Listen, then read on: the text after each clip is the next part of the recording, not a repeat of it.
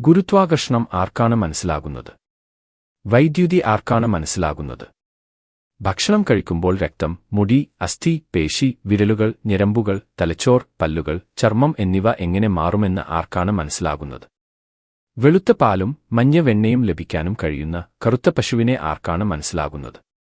ഇതെല്ലാം ആർക്കാണ് മനസ്സിലാകുന്നത്?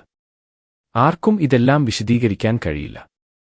ഇതെല്ലാം ABC-യിൽ നിന്ന് ആരംഭിക്കണം. നിങ്ങൾ ക്രിസ്തുവിലേക്ക് വരുമ്പോൾ ലളിതമായ ശിശുസമാന വിശ്വാസത്തിൽ വരൂ. ലോകത്തിലെ ഏറ്റവും വലിയ ശാസ്ത്രജ്ഞരിൽ ചിലർ വിശ്വാസികളാണ്.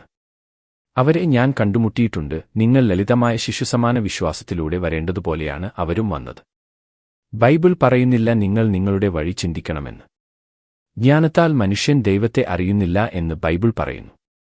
എന്നാൽ നിങ്ങൾ ക്രിസ്തുവിലേക്ക് വരുമ്പോൾ, ആത്മീയ കാര്യങ്ങളിലേക്ക് വരുമ്പോൾ, നിങ്ങൾക്ക് മനസ്സിലാകാത്ത ചില കാര്യങ്ങളുണ്ട്. ദൈവത്തിന് ഒരിക്കലും ഒരു ആരംഭം ഉണ്ടായിരുന്നില്ല എന്ന് എനിക്ക് മനസ്സിലാകുന്നില്ല. ദൈവത്തിന് ഒരിക്കലും അവസാനമില്ല.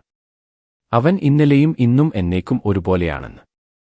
ദൈവം ഉണ്ടെന്നും ദൈവമാണ് പ്രപഞ്ചത്തിന്റെ സൃഷ്ടാവ് എന്നും അവൻ എന്റെ സൃഷ്ടാവാണെന്നും അവൻ എന്റെ രക്ഷകനുമാണെന്നും ഞാൻ വിശ്വാസത്താൽ അംഗീകരിച്ചുവെന്ന് എനിക്ക് മനസ്സിലാകുന്നില്ല.